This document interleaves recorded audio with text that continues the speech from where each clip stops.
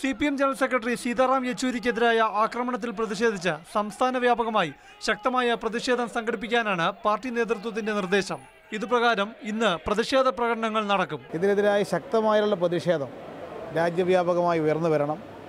കേരളത്തിൽ CPMന്റെ ആഭിമുഖ്യത്തിൽ എല്ലാ പ്രദേശത്തും വമ്പിച്ച പ്രകടനങ്ങളും പൊതുയോഗങ്ങളും സംഘടിപ്പിക്കുന്നതായിരിക്കും. ഇന്നലെ വൈകിട്ട് മുതൽ CPM നടത്തുന്ന പ്രതിഷേധ പ്രകടനങ്ങളിൽ സംസ്ഥാനത്തെ BJPയുടെയും BMSന്റെയും കൊടിമരങ്ങളും ഫ്ലക്സുകളും വ്യാപകമായി ആക്രമിക്കപ്പെട്ടു.